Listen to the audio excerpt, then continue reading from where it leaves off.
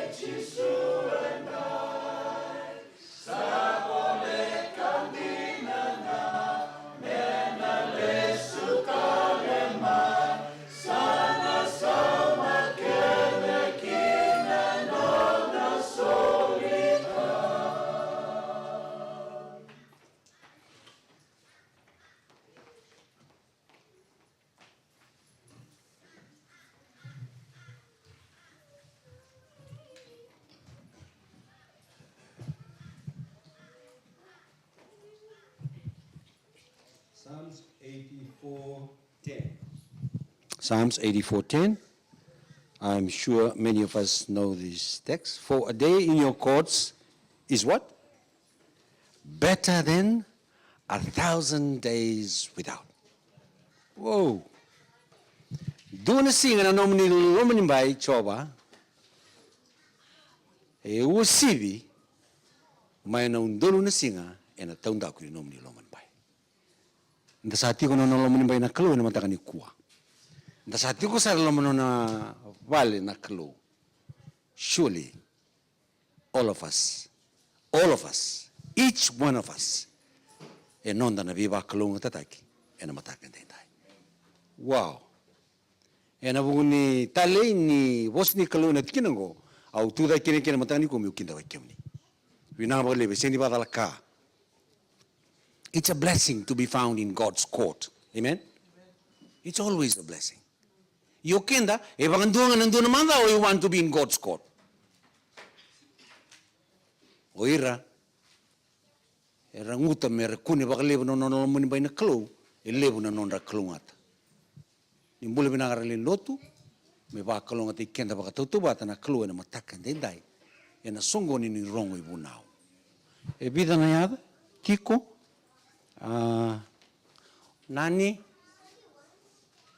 Nani se,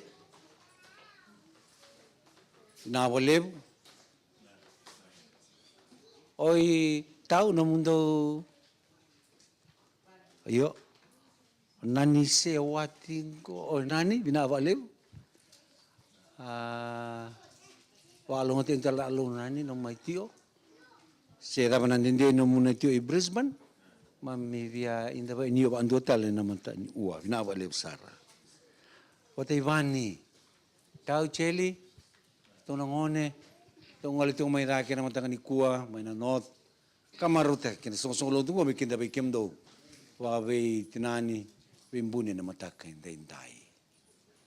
Me wakalonga te kemdo na klo, nui taki ni na tomani tiko, na nonda mai ndua wata tiko na kena ngaraiwa na klo, na nona singa, e na vei singa tambo. We kemdo na lewe ni lotu e Keisha Ridge, au sa senga ni da buiada, wake anundua, au sa via kenda vai kenda raramba na matanga ni kua, kemdo mai Gold Coast, Bethania, Pimpama, welcome. Kemdo mai Woodridge, na walewu na kena sandu, wakamakama tiko mai Woodridge, praise the Lord. Praise the Lord. Wakalonga te kemdo, walewu na klo, Sunnybank, na walewu sara, na tiko rao na matanga ni kua, daga lewu ndo baka dora tiko mai Sunnybank, Musgrave, na vi madawa, wa kena vi kemdo mai Goodna Band, au vi kemdo na kena ndurni lotu, matu wale andundua, kamaruta kena matanga ni kua, me kenda bagi kemdo talanga. Nonda maswata, me rani bosa vi kenda na klo, endai. We are so glad once again, Pastor, you are here with us today. And we pray that whatever message God has prepared will, of course, be a source of blessing, much blessing to each one of us this morning. Yana was ni weekend ba ki ro tarau. Masu mena ba kalunga te kenda kira na kalunga. Matai nonda sere ena mataka ni kua suret kenda sere namba vitu sanga bulu kawalu. Bongin buto sa roromai. Au suret kenda kira nda tudak dalang sere ba ndomi lebu.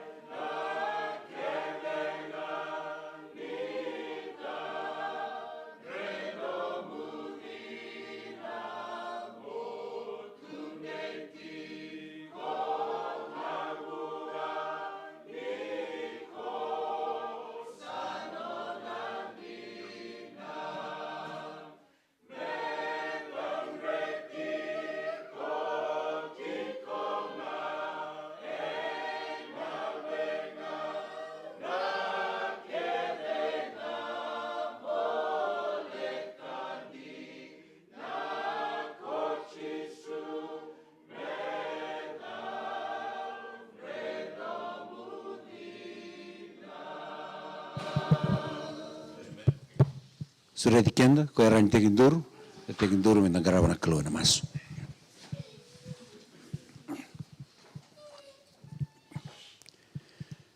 Mas manda, ne mami kalau lebu, ne mami kalau binaka. Tamani ngauna to mundu ne mami kalau ndina dua nga. Matakende indai. Au sa matatay ki mami na ibaba ko sumalmalumongo na kirloloma na itiko tambu ba kalau may lomalang. Ke mami biawa binibinaka ya to manda ke mami bakatusa ni ke mami tamatang bulan ruka turanga. Tawala ko sese matamuni bakabunga. Sa kere tu kina na nomu ni loloma ka kere talanga ni loloma ni bakandonu na ne mami soro bakatamati andua na matakongo. Na tukutuku sa barau takiti ko may wanom ni tamata. Ke mami bakambauta tukutuku ni sa tingu bauti na kalo. Menarau tikito saranga na matakan dendai. Ni bakalo ngatak nonang bulan nomu ni tamata na kena rabutaki na tukutuku ngo kibe ke mami. Ni ndola batalanga na lomai ke mami turang. Ke tiko e sona ka e rani bakabuna na ne mami senga ni rongo da kina babinaka na lomamu ni alaloma. Ke mami kerei ke mani. Ni baka sabata ka na lomai ke mami andua na mataka ni kua. Ka maso na bukundra na lube muni era sin rau mai. Na i dolo ni tau mati e koto. Na andurlo tu mai Bethania. Ke mami dambora nonam bula. Ke na nona matabu bali ki vei ke muni. Ni yalo loloma na kalau. Vinabak lebu, nomuni na vei televi, vei baka na numi, vei kawai takitiko. So talembeka, era tau matitu baka yango bayalo, wanu era tiukina na mataka nendai, sa nema mi masu. Ni na taka yado na yalo muni na yalo tambu na singa tambu ni kua. Turanga ke menunumira na lubei ke mami, darbo ke na ngone lewa. Kawai tiko na lomai ke mami na tumtumbu, sa lala tiko mai na indam-dambe. Eisa turanga. Vei na manu era tiukina na mataka ni kua. Ke mami sa masu. Ker. Turanga ni alaloma. Ni kelana manu era tiukina. Ni kelana nrenre lagu tu rumah. Ni kelana vei uli banua era sasanga tiukina. Please, Lord. We pray that, Lord, you will visit them wherever they may be this morning. Speak into their hearts, Lord. There is no better place to be rather than in your presence. Thank you for Pastor Zeny. Thank you for his ministry. Thank you for Mount Great Church as well. Lord, we surrender our lives and we give this moment to him and to you. Be with us now as we listen to your word. In Jesus' precious name we pray. Amen. Koembeke nona tiu na kalungata me talanoa vera na isulsuli na matanga ni kua au sa suredi kemni ke rauni ni ngole dengan mai ni mai wasena i talanoa vera na ngone na ole.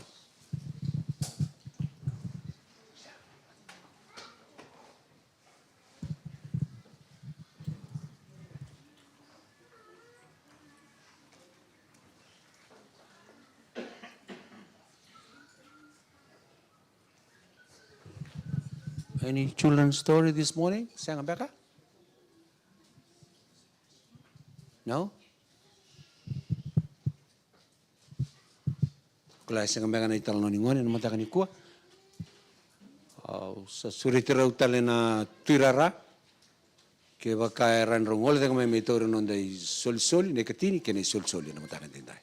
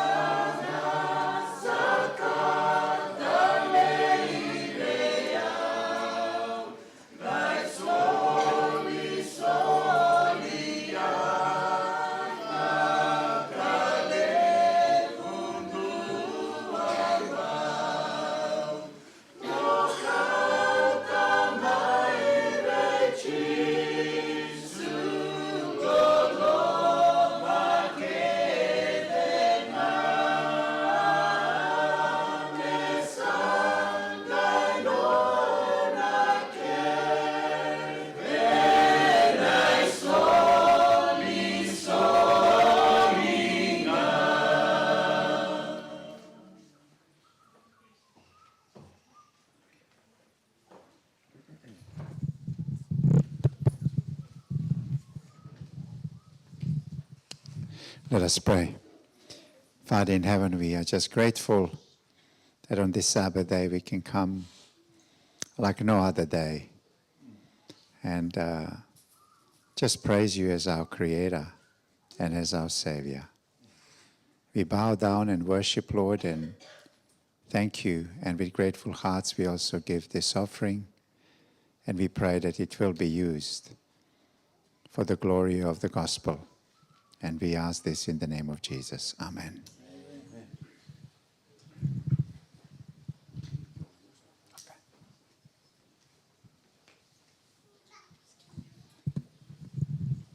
How is everyone? Nice and cold? Beautiful, yes. It may just actually in the afternoon, it may just clear up a bit, yeah? It'll be nice. Look, before I start with the sermon, I have an announcement to give you. Next Sabbath morning, you'll have a guest, but for the Sabbath school. Okay, you ready to hear it? Not only are you ready to hear it, but come for Sabbath school as well. Meaning 9:30. We have Pastor Kua, Morobe Mission President from Papua New Guinea. He's coming and he will preach. So you'll get sermon already in the morning. He'll probably do a mission story and then the sermon. And then once that first sermon finishes, you'll have a break and have another one. I don't know, is it going to be in Fijian or... The first one will be in English. And then in the afternoon, you will have a lesson time, Sabbath school time. It'll be different next week. So remember, 9:30 next Sabbath, Pastor Kua presides over 50,000 Adventists in his mission. So he's full of stories. He will be very, very much full of stories. So you really need to come and you will not regret it. Okay, so today we are going to talk about, when you read the Gospels, you will find that Jesus regularly met people and individuals and he would share with them over the meal. They would eat, and as they would eat, Jesus would talk. So I've been doing this series on Jesus having meals with people and talking to people over those meals. So today was one of those. And he had a meal with Peter.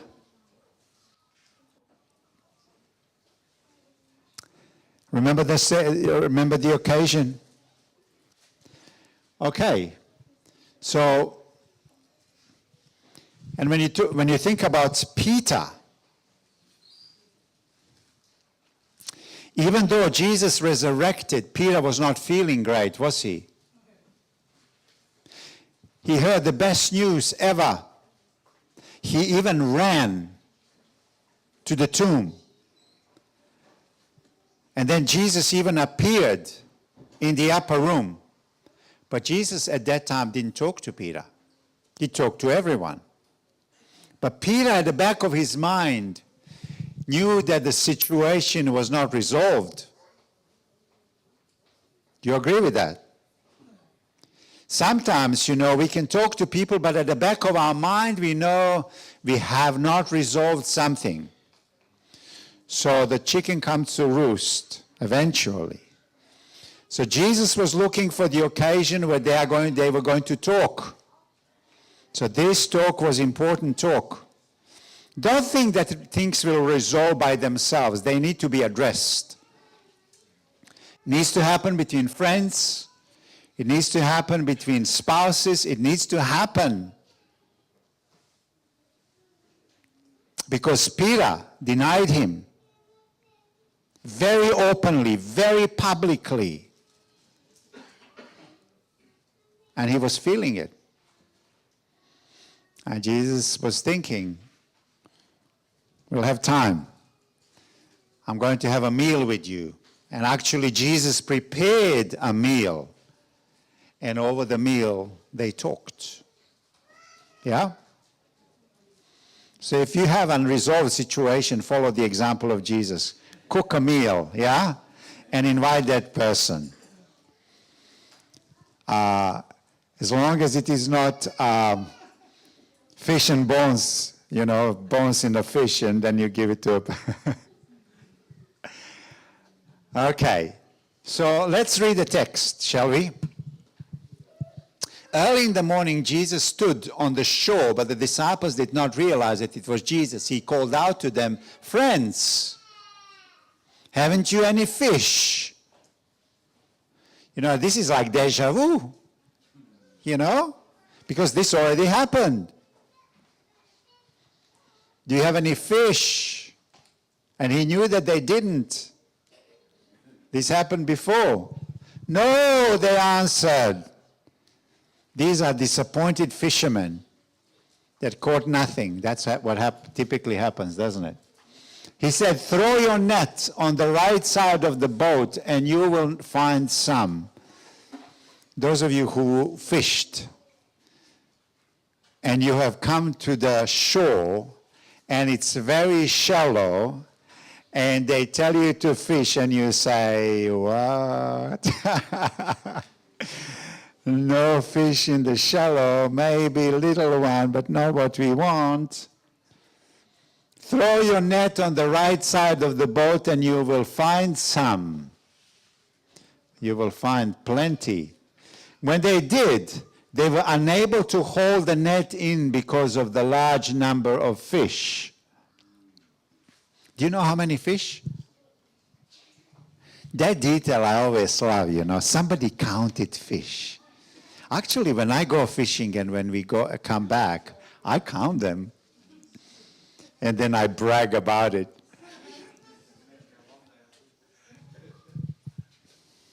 Then the disciples whom Jesus loved said to Peter, "It is Lord, it is the Lord." As soon as Simon Peter heard him say, "It is the Lord," he wrapped his outer garment around him, for he had taken it off, and jumped into the water. Only Peter can do that, you see. The other disciples followed in the boat, towing the net full of fish, for they were not far from the shore, about 100 yards. So, shallow.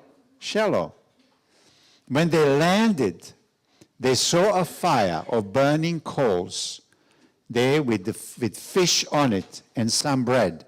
So what happened? Did Jesus went fishing himself before? When you read a text, you always have to read the text and think, yeah? Not that I know the answer to that, but at least you see something unusual, don't you? Because you already cooked fish, yeah? Jesus said to them, "Bring some of the fish you have just caught." Simon Peter climbed aboard and dragged the net ashore. It was full of large fish. How many? 153. I like that it's not 7. That it's not 77, but I like it's 153. Such a random number, eh? But even with so many, the net was not torn. Jesus said to them, "Come and have breakfast." Fish for breakfast? Hey, not Weet-Bix.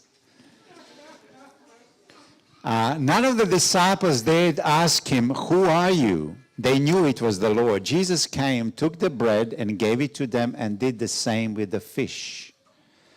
This was now the third time Jesus appeared to his disciples after he was raised from the dead. When they had finished eating, Jesus said to Simon Peter, I really believe that Jesus kind of said, "Peter." So they went aside. And then we'll look into that. "Simon, son of John, do you truly love me more than these?" "Yes, Lord," he said. "You know that I love you." Jesus said, "Feed my lambs."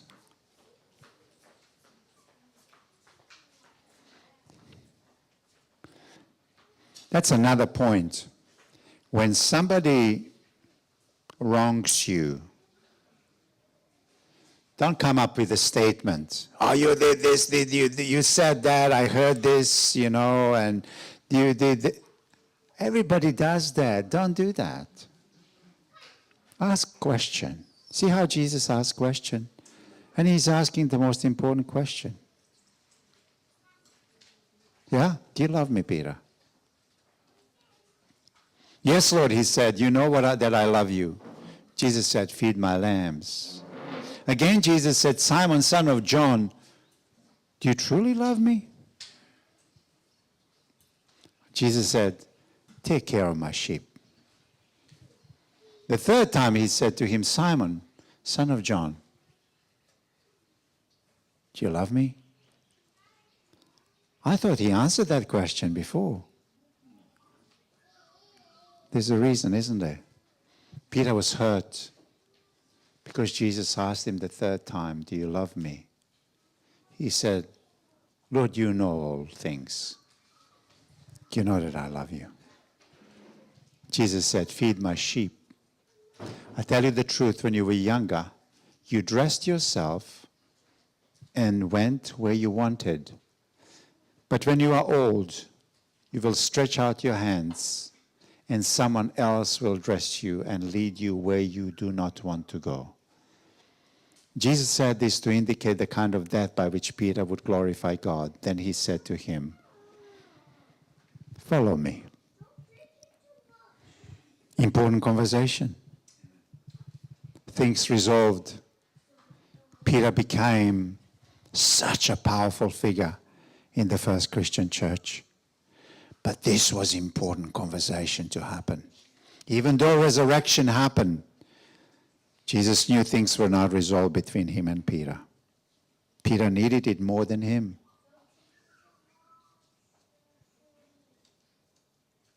You see, if somebody hurts you, somebody that needs that conversation is not so much maybe you as it is the other person. Yeah? Let's go.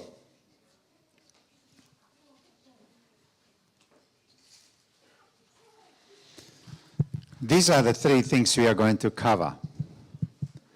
At peace with each other, at peace with ourselves, and at peace with God. You see, the disciples themselves, when Jesus chose them, for those who were on the outside, you could not have chosen a better unfits than these, because they were so different. Have you ever thought about that? How do you bring together a Matthew, a tax collector, who is so close to the Romans, the occupiers, and Simon the Zealot, who hates Romans and would kill them in a blink of an eye? How do you bring those two together? And Jesus prayed the whole night to organize 12 disciples. Who are they going to be? And then he brings such a different people. So you see, husbands and wives, if you say, oh, we are so different, of course you are different. But the miracle of the gospel is that he brings different people together. So if you follow Jesus, two different people can perfectly be united.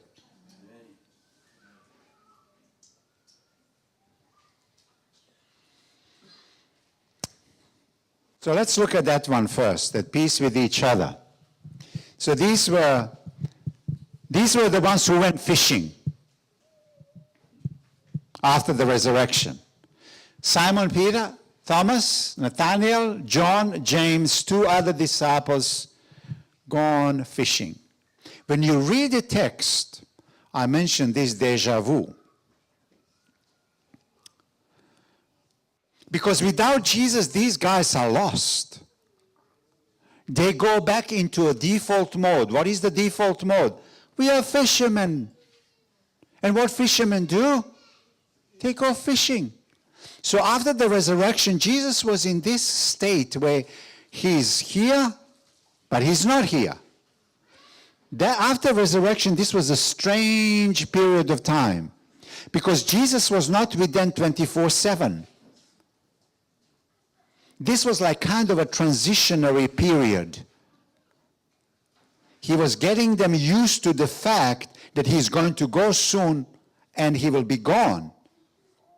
So he would appear to them, encourage them, spend a bit of time with them, and just poof, out, gone. What do we make of it? They were getting used to the new reality that he's now resurrected Lord, the glorified one. So they go fishing. They fished all the night and caught nothing, of course. Jesus comes and says, try one more time. That sounds familiar. They cast the net and in catch 153 fish. John says, this is the Lord. So what do we learn about disciples?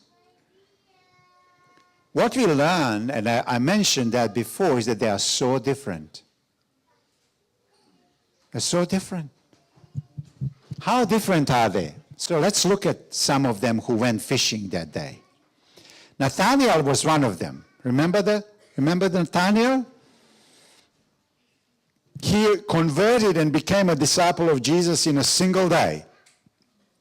A friend called him and told him, hey, you know the prophets that spoke about the Messiah? Of course I do. Said, we found him. We found him. And he was so excited telling him about it. He said, yeah, sure. Pigs fly. You don't take a very, very important news that's easily. That's Nathanael. But then, after Jesus meets him and tells him, hey, I saw you under the fig tree, he is stunned because he knows what happened under the fig tree. Jesus calls him the true Israelite because the Jacob, who was the true Israelite, the original Jacob, remember? He wrestled with God. Remember that? At Jabbok. And that's exactly what Nathanael was doing. He was wrestling with God under the fig tree. You know, you have those kinds of prayers in your life when you struggle to the point of crying and crying, and you knew that what happened there was so important that only God saw that. Not your daughter, not your husband, nobody. You only know what happened under the fig tree. And Jesus picks out that occasion. He said, I saw you there. Only God could see Nathanael praying under the fig tree. And he bows down and worships, and he says, my Lord and my God. Because only God could see him. Converted in a single day, became his disciple. But look at another one. Thomas. He was very different kind to Nathanael. And every church has these Thomases. He was very opposite to, he cannot believe easily. He spent the whole 3.5 years with Jesus, saw the miracles. And when he heard of the miracle of the resurrection of Jesus, said, I don't believe that. Hey, but you saw him every single day performing miracle after miracle after miracle. He himself resurrected others. He himself said in front of all of you, I am the resurrection and life. I will die and I will rise again. He said it. But Thomas is not going to believe that. Very different. Him and Nathanael were so different. He's so hard-headed. I'm not going to believe that Jesus rose from the dead unless I see his hands with nails prints still in it. Have you ever thought about that? I am not going to believe that Jesus rose from the dead unless, he didn't just say, unless I see him with my own eyes. Did he say? No, he didn't just say that. He said, not only that I have to see him with my own eyes, I will have to see his hands and imprints. Have you ever thought about that? Why on earth would Jesus need to have any imprints if he has resurrected body? Needs to be covered up. No. Thomas wants to see imprints on his hands. Have you ever thought about silliness of that? We take it for granted because we know the story, but you need to think about what he is asking. That's how unbelieving this guy was. Not only that I want to see him, I want more than that. Hello? They were so different. So different.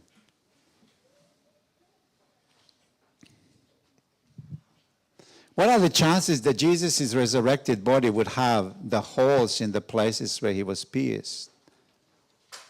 Imagine that holes were not there. Imagine that they were not there. Because just as the resurrected body.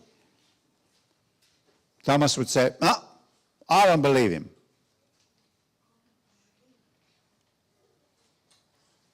That's crazy. So he's too cynical, too rational. You have to prove with good evidence for Thomas to accept it. Very different. Jesus prayed the whole night, and you have these two very different people together. What about Peter and John? See, John is a thinker. John is the last one to write the gospel. It took him a long time. Do you know that he was an old man when he wrote the gospel? He's slow.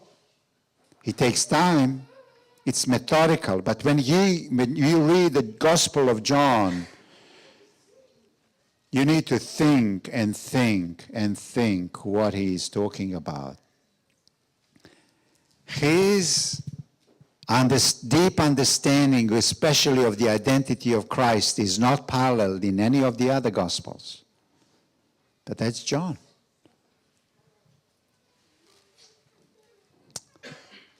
Peter, on the other hand, is slow thinker but quick in action. When they say, this is Jesus, he jumps out of the boat and walks on water. Hey, this is Jesus.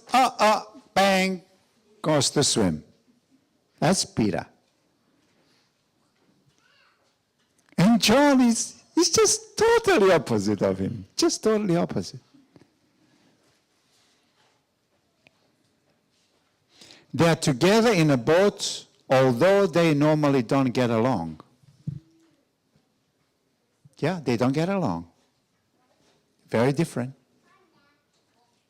That's why one of the things that I love after the resurrection, and you read the book of Acts, chapter 2, and lo and behold, John and Peter are together. And they go to the temple together. These two, they would not be together before, but now they are.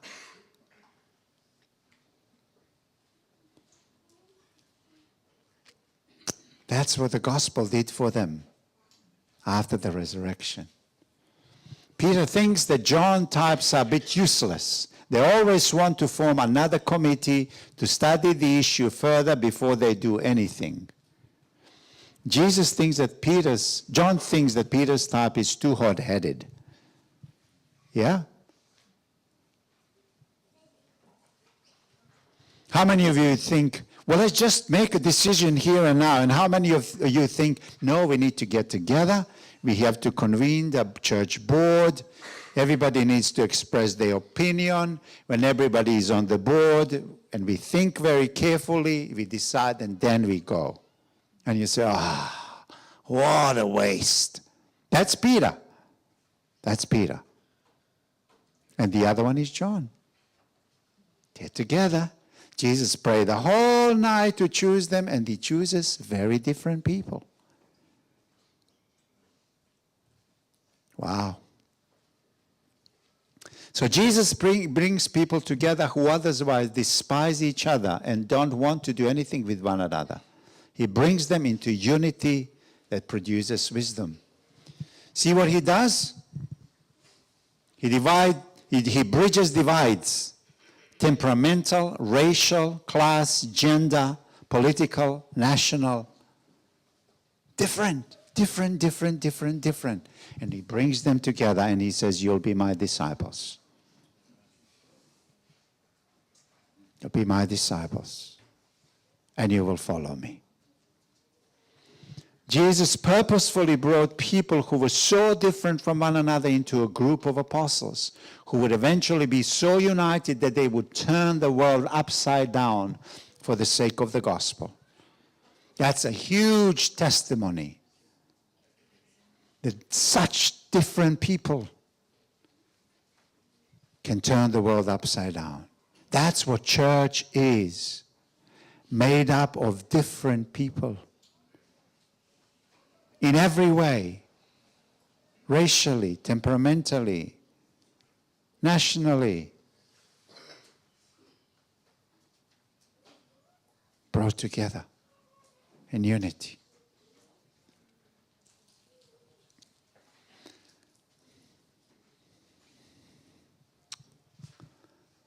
At peace with ourselves. And remember that morning, Peter was in turmoil. Everybody else was in a much easier position, even though all of them kind of deserted Jesus and felt deep shame. But nobody felt deep shame and hurt within himself as Peter did. So Peter was not at peace with himself. The main reason we don't see a community at peace with one another is because we are not at peace within ourselves. Did you catch that? The reason the church may not be united and at peace with one another is because we primarily are not at peace within ourselves. So what gospel does, puts you at peace when you embrace the gospel fully, puts you at ease and at peace.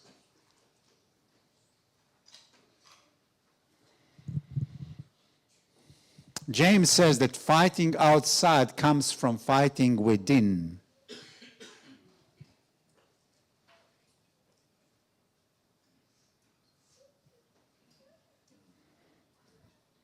If there's fighting and division in the church,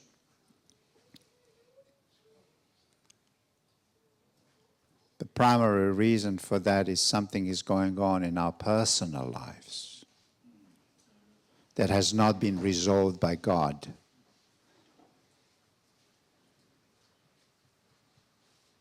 We have a really hard time admitting our brokenness, our flaws, our weaknesses. We want to project that everything is fine. But in fact, it's not. Jesus can change this. Peter is a good example of it. On Friday of crucifixion, all disciples let Jesus down, as we said, but Peter's denial was especially bad. Tell me, why was Peter's denial so bad? He knew it. He knew that he was part of the inner circle. It is one thing when ordinary church member does something bad, but when the head elder or a pastor does something bad, well, it's a little different. Isn't that so? It is so. And it should be so. So Peter felt it. Imagine being among the disciples and they know what he did in the courtyard. And he's feeling it, full on feeling it. Even though Jesus resurrected.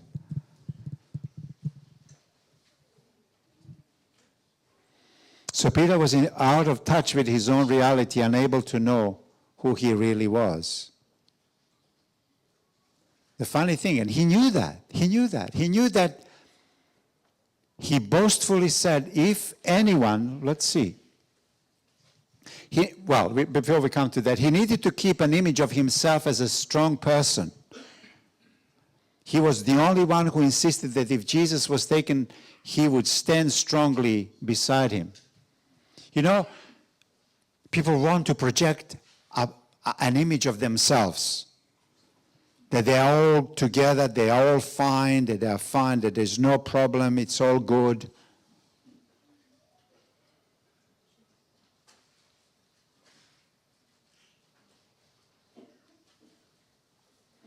And in the hearing of everybody, he said, if everybody denies you, I will not. Probably meant it. He was trying to convince himself. Other disciples were not so fervent emotionally and spiritually. They were not so self-assured, but Peter was. None of these love you as I do. None of these love you as much as I do. But yet they denied him. Soldiers and servants asked him 3 times, aren't you the follower of Jesus?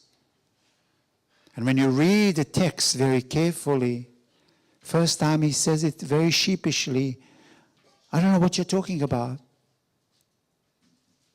So he's not denying it, but he's not telling the truth.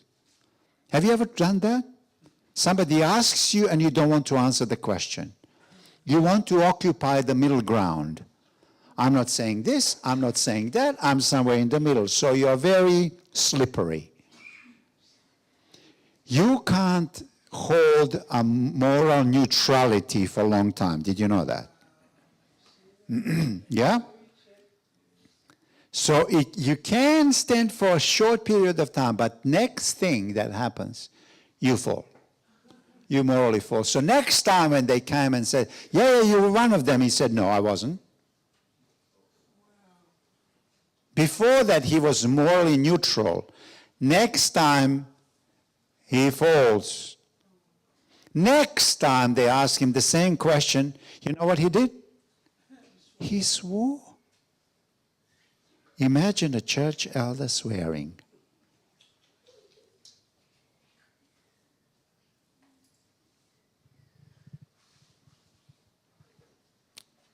And he said maybe a couple of days before that, if anyone, every one of them denies you, I will not. 3 times he loudly said, I don't know him.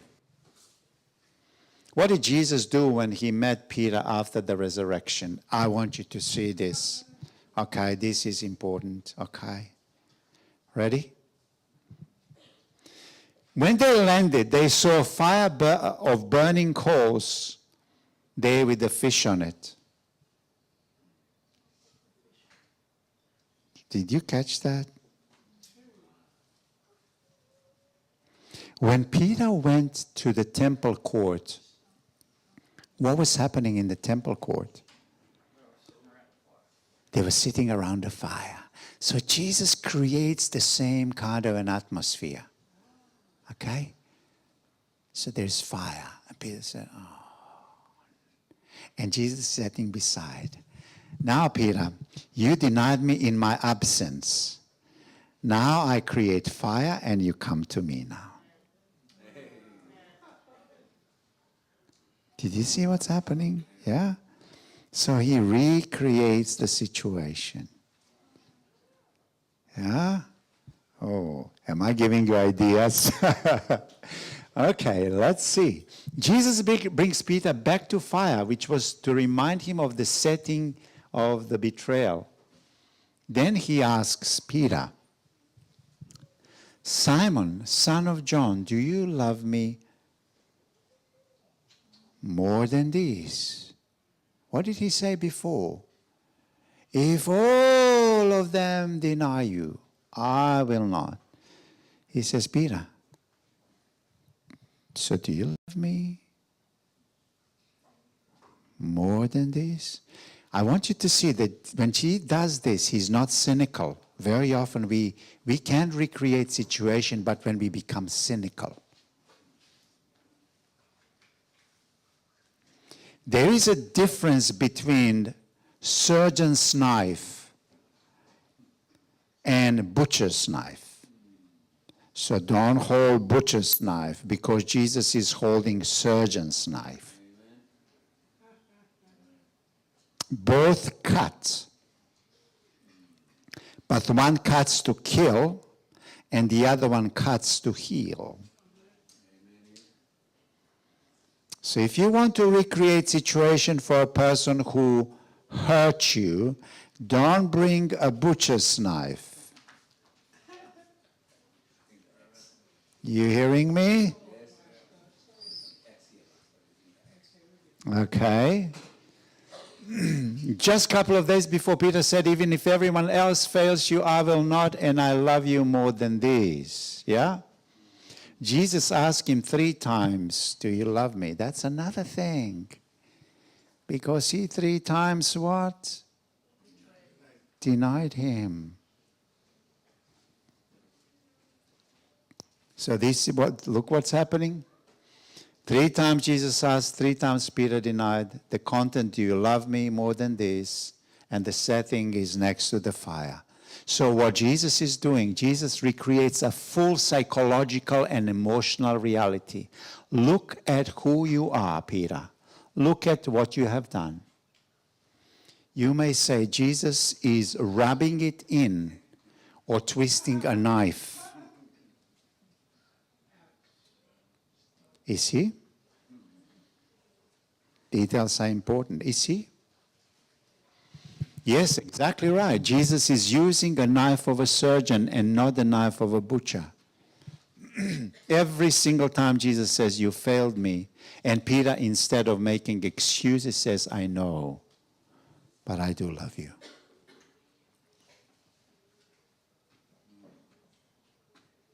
How many times have you done the similar thing to Jesus? Let me ask you honestly. How many times have you done similar thing to Jesus?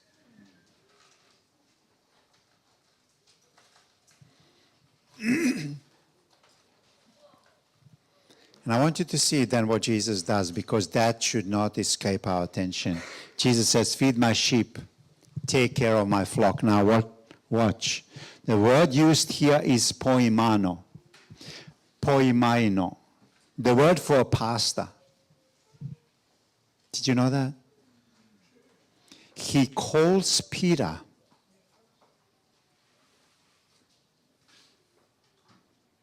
as he uses a knife of a surgeon.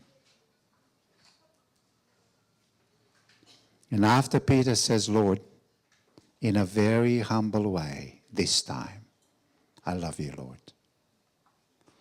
And I know that I'm a sinner. When you can say to the Lord, Lord, I know I love you, and I fully understand that I'm a sinner. Immediately after that, Jesus says, Peter, remember, you are a leader. He calls him a pastor.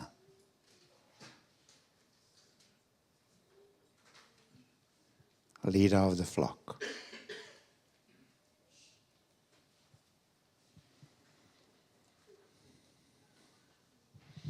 Jesus presses on. 2 things are important here. Jesus presses on the importance of brokenness and non-self-reliance.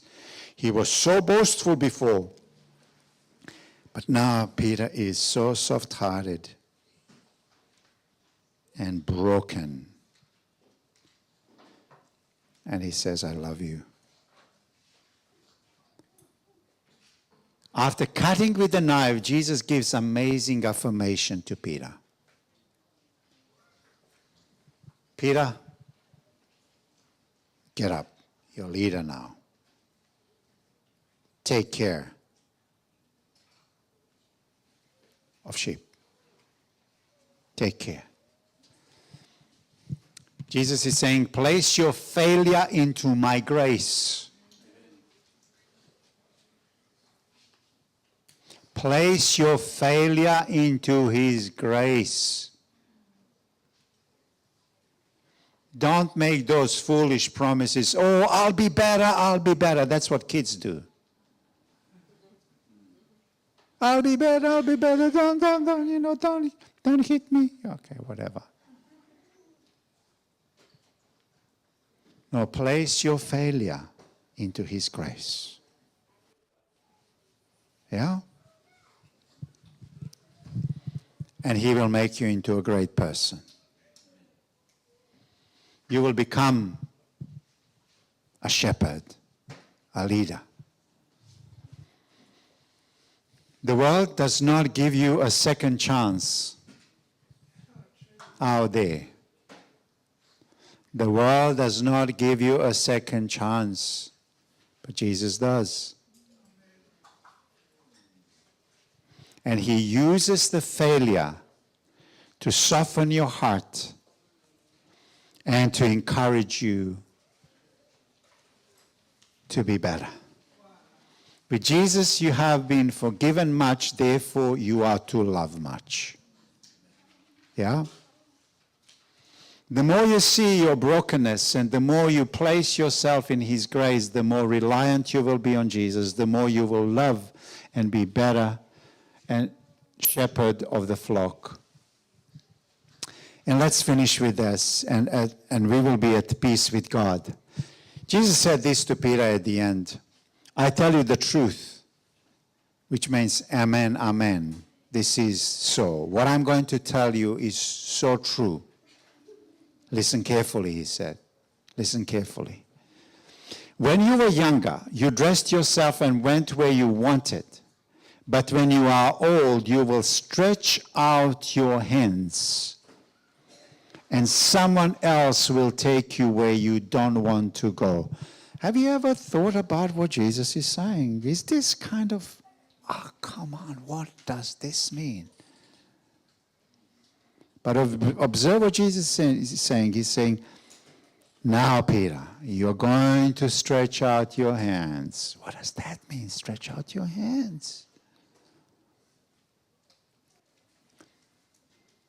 Jesus said this to indicate the kind of death by which Peter would glorify God and follow Jesus.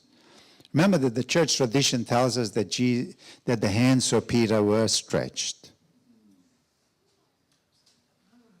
And he died a gruesome death on the cross. But stretch out your hands means also this, vulnerability. Peter, you'll be vulnerable. He says, my ministry was constantly stretching out my hands. All the time. I was giving of myself all the time. Giving of myself. Stretching out our hands. Going to Galilee. Going to Judea. Stretching out my hands. Sometimes people will accept me. Sometimes they will not. You are vulnerable. That's you, Peter. My ministry is your ministry now. You are to give of yourself.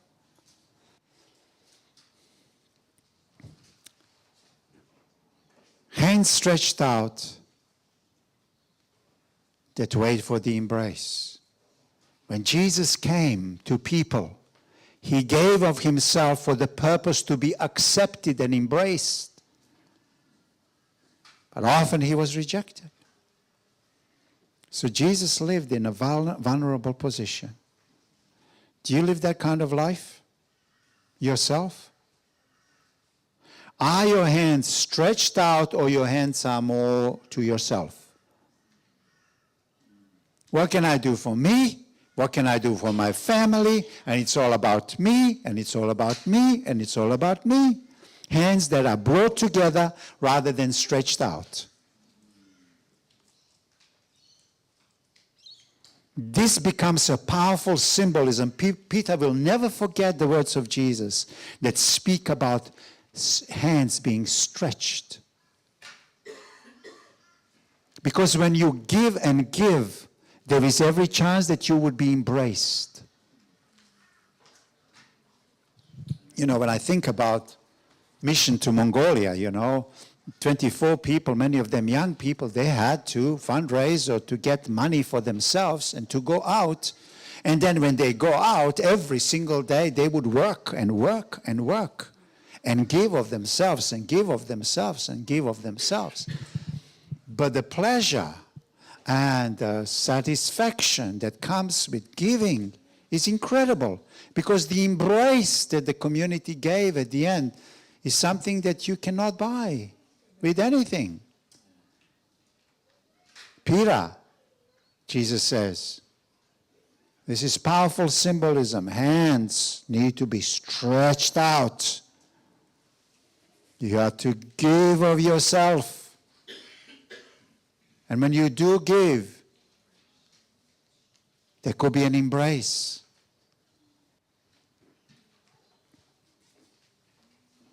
Jesus is saying, this is how I'm going to give you shepherd's heart, so that you will be even willing to give your life for others like I did. You're going to build the rest of your life on the pattern of my death. As I open my arms for you, that will enable you to open your arms to others. Because the hands of Jesus are always stretched towards us.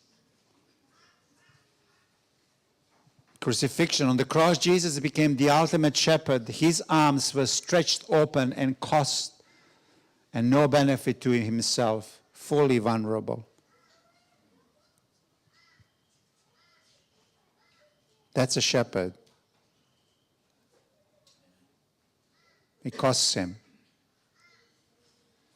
This humbles us, and we are not to look at lambs the same way again. At the same time, he affirms us. We are accepted in him.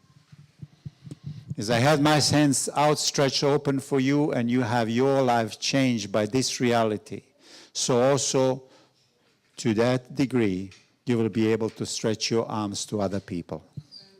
So for Peter, what will stay forever from that time on will be the crucifixion. The outstretched arms of Jesus, which symbolized his life. Jesus was giving and giving and giving to the point of his death. And that blessed the whole world. The life of Peter is going to be the repetition of the life of Christ. Giving and giving and giving of himself, self-sacrificing, to the point where he himself died with outstretched arms. So powerful. So powerful. Peter, you are going to be so good in this that you yourself will die for sheep. Did he? He did. Under Nero around year 65. That's what the church tradition tells us. Peter was crucified. The one who was not at peace with himself, who was struggling with others, eventually lived unbelievable life. See, the first Christian church turned the world upside down for the sake of the gospel. May we find inspiration in this and also live this kind of life. Amen. Amen?